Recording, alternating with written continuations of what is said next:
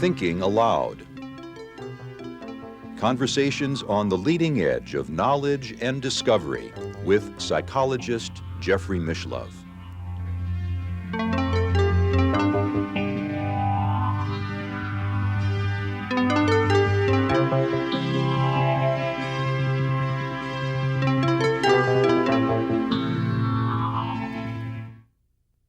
Hello and welcome. I'm Jeffrey Mishlove.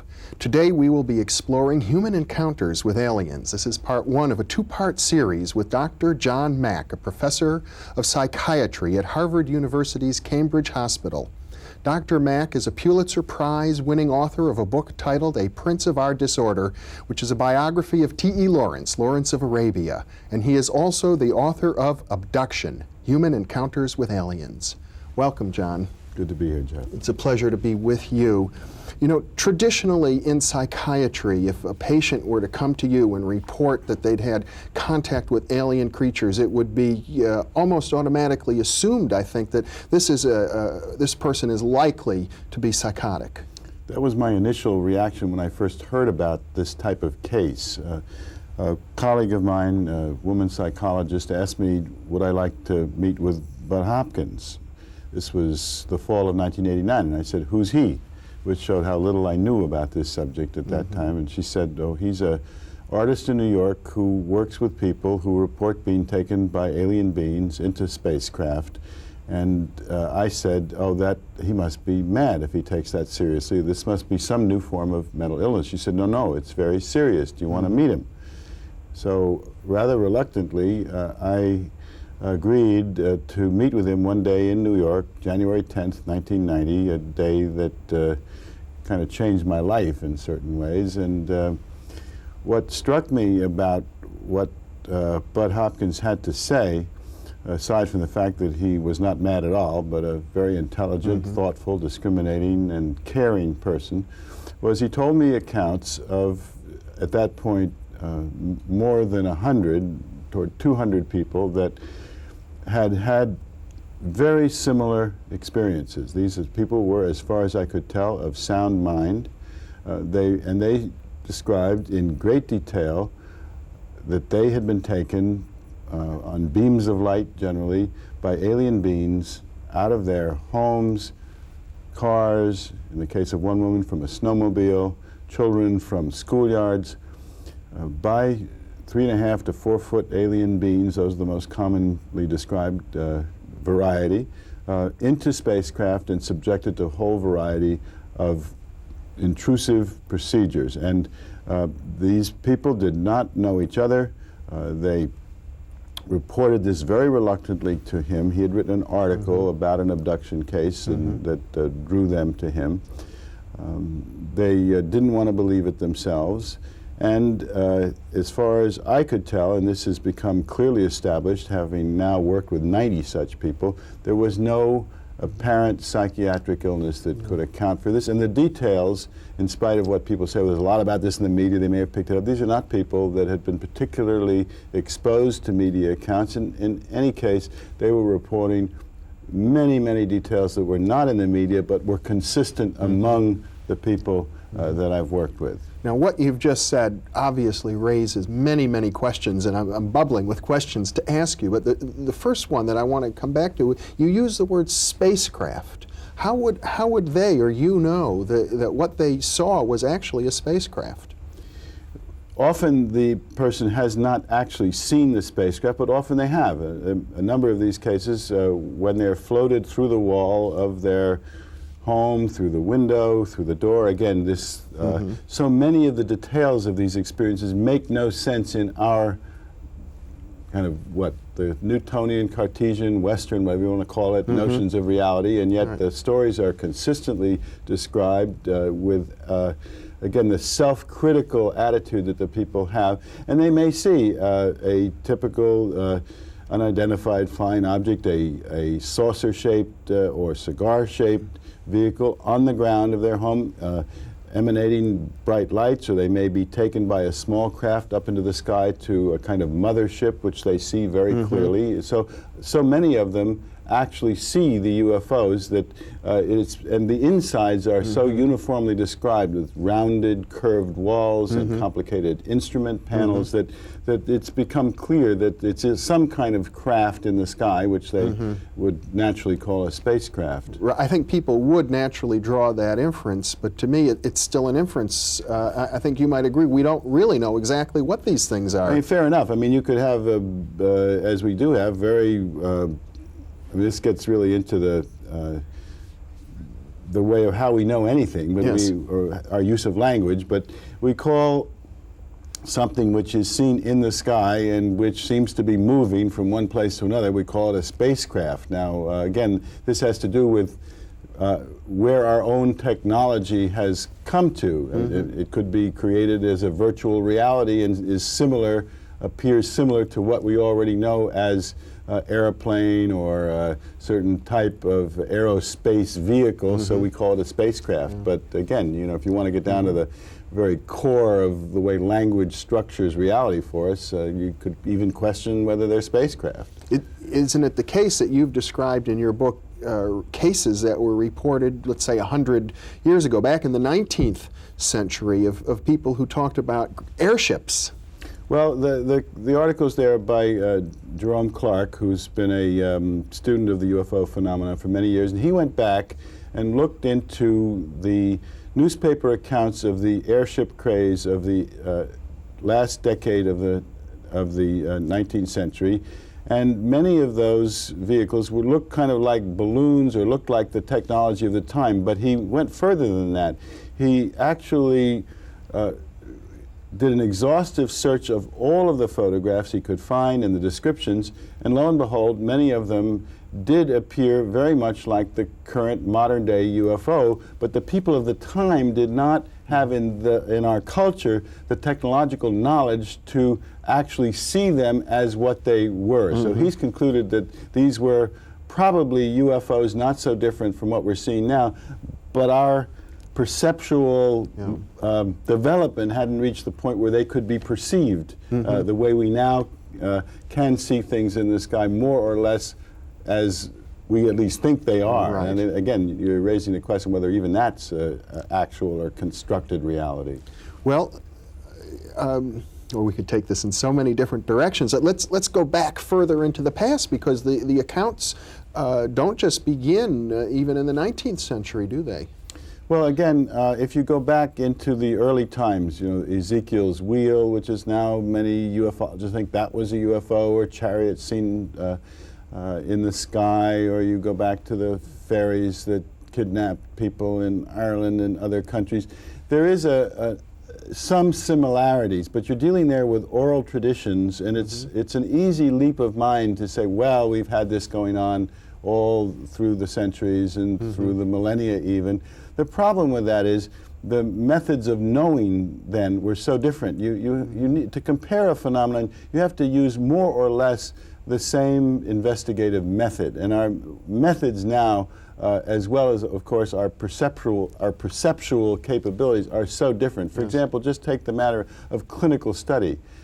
The people that were reporting those experiences weren't being studied clinically. Now, we have a tradition of when somebody's had an unusual experience or something that doesn't fit, or you want to investigate, you talk to that person in great detail, you get other witnesses, what they've seen. So we have a kind of body of investigative tradition now that can document what's going on. So from that point of view, this appears to have some distinct features. It also appears, now I'm getting more into my own kind of sense of this, that this thing is entering into our reality in a more hard-edged way. In other words, that the first case that we have is the Betty and Barney Hill case, this interracial couple that was coming back from their vacation in Montreal, and they saw a craft that emanated this bright light. They actually saw the creatures in the craft. They were confronted by these creatures. They were terrified.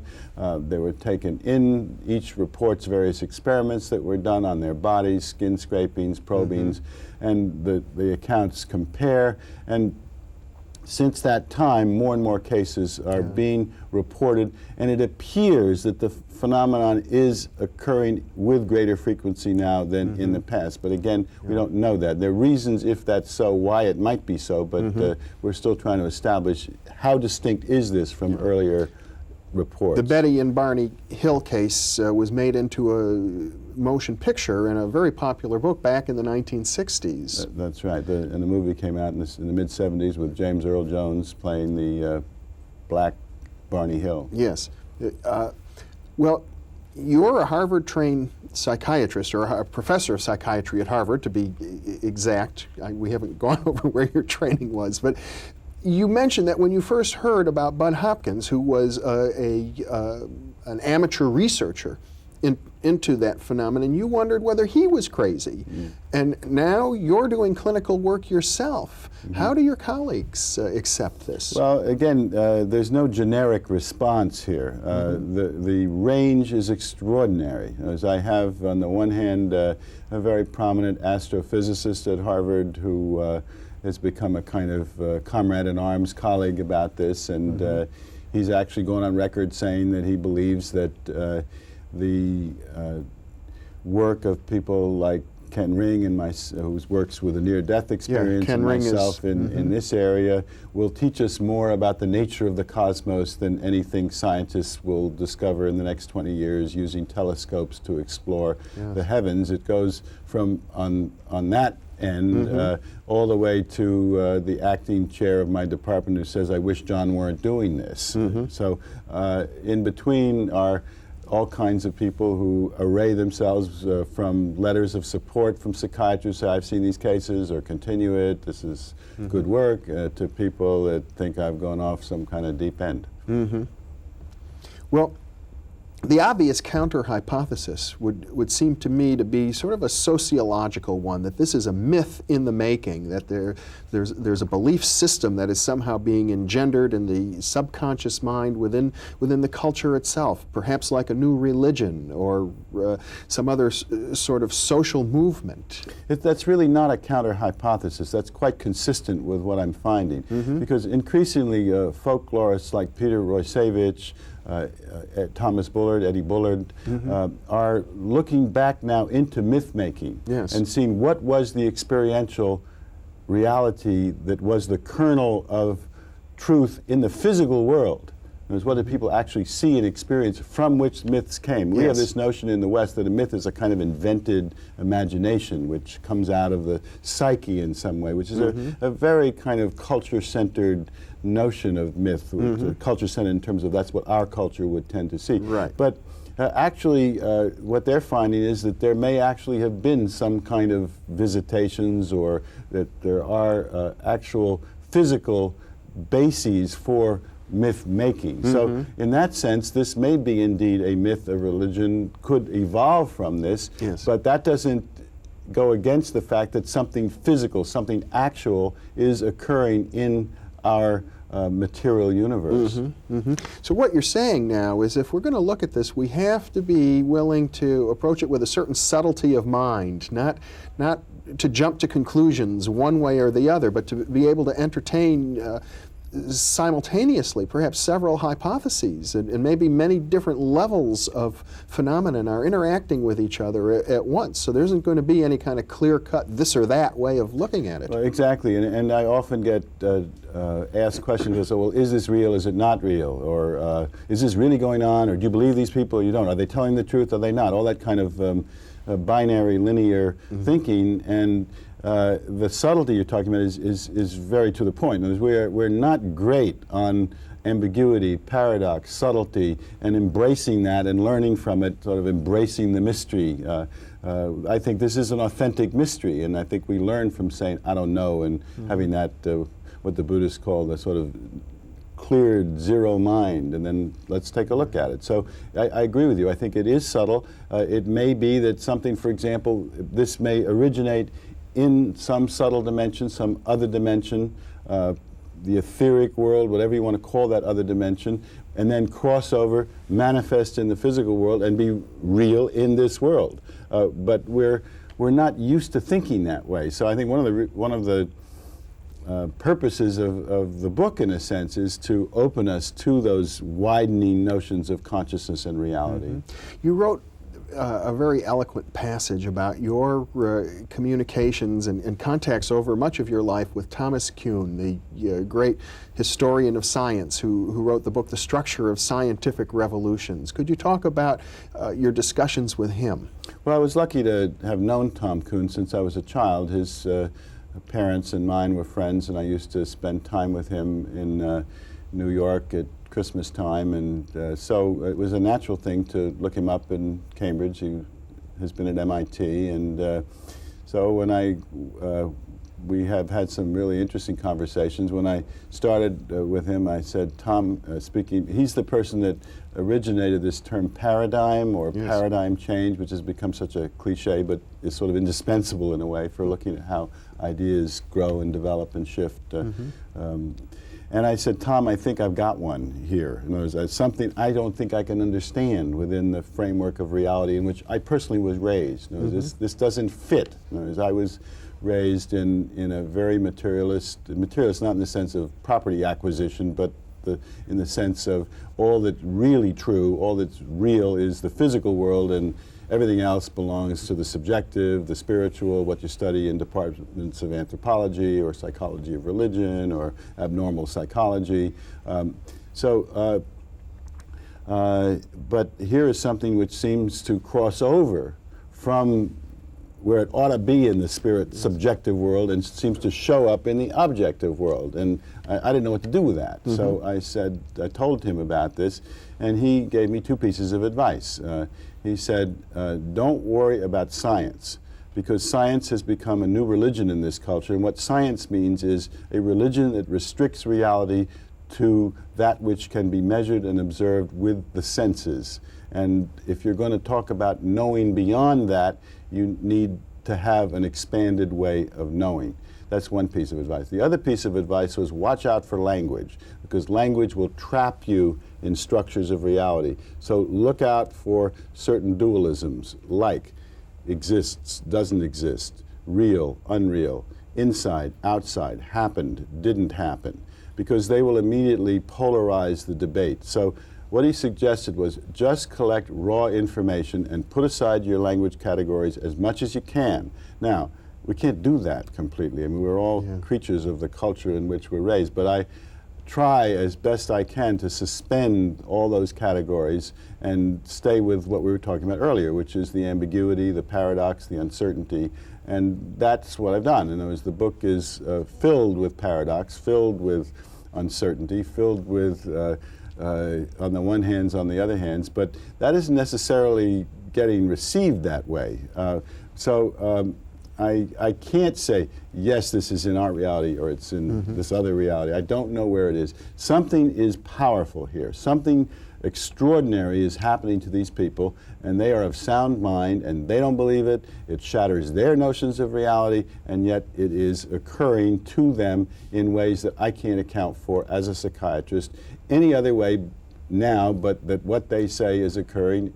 Something like that is happening. That's and in fact, you know, with all the sort of alternative hypotheses that have been thrown at me, usually by people who have never really sat down and worked with this population, neither I nor anyone in the field, and I always say this because I want to hear it, it still hasn't happened, not a single abduction case has revealed behind it any other explanation. In other words, that people examine, try to break down their stories, cross-examine them, look into child abuse, look into some kind of other trauma.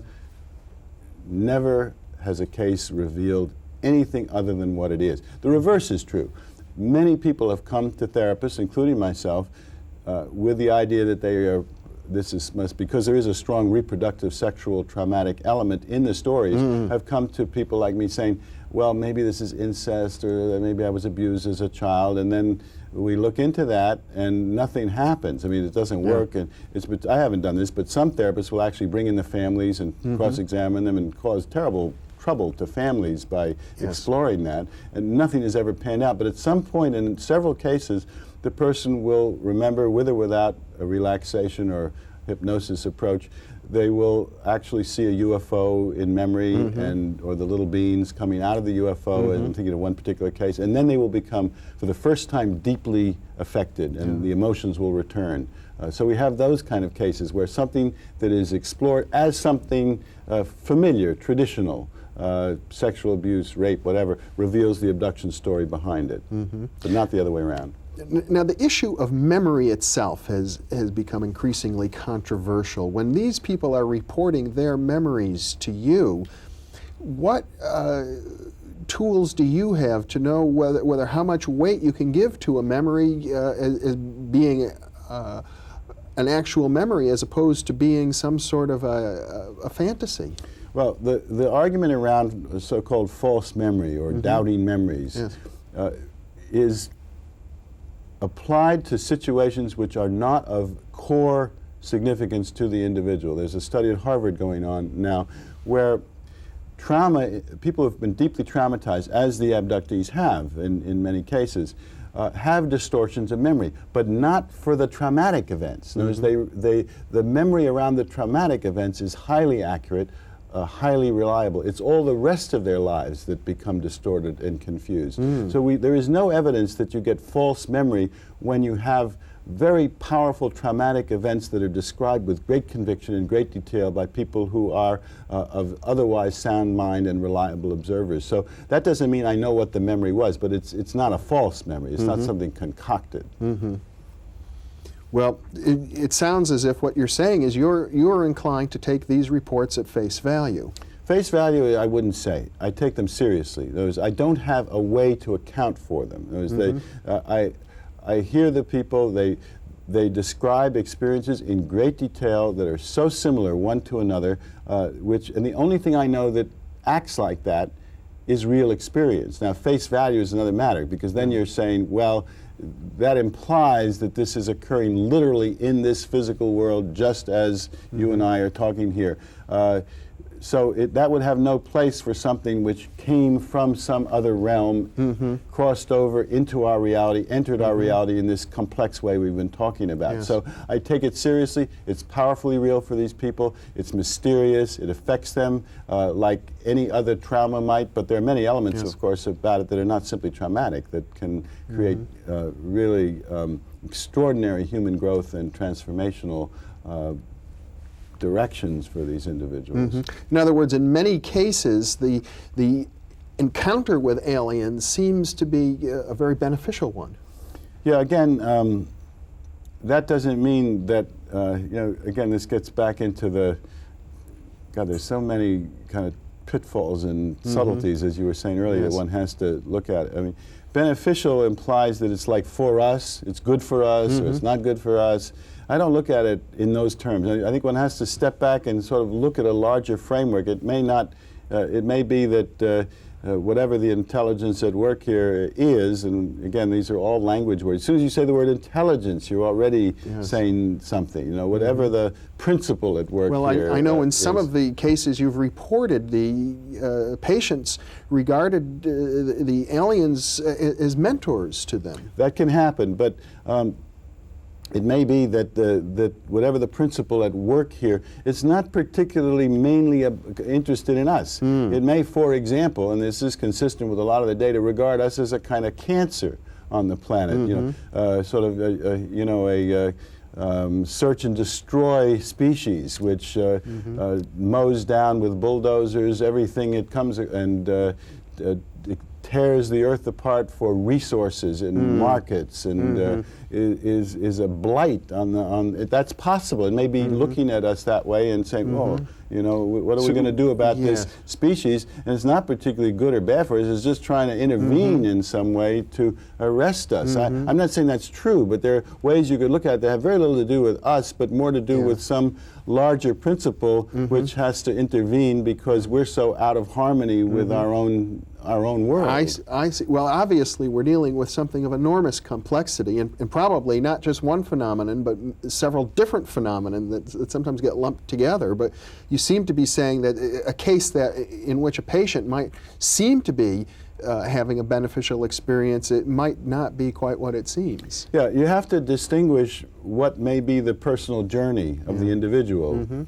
first traumatic, then they acknowledge the experience, and then they grow and they experience a wider sense of identity and reality, and because they see that we're not alone, they see that there are other beings, other entities, intelligences, whatever you want to call it, that exist, that they have a relationship with, which may be a very profound, even spiritual connection. That may be their personal journey, but that may not be what this is about if one is to look at it from, step back and say, what is this all about from a sort of, I don't know if it's possible to have a cosmic perspective. Yes. We're not very good at that, but we don't know what it's about. We only know what the aliens may say to people and how they grow or are traumatized by the experience, but that doesn't tell you what it is about necessarily. Well, I know in the fiction of writers like Kurt Vonnegut, you get some interesting cases where humans feel very touched by alien intervention that seems very personal, and later on you learn in the story that, you know, the object of the aliens was something totally removed from what anything that was suspected by the humans. Yeah, it could be that all of this about we don't mean to harm you, and we're trying to help your planet survive, and we're connecting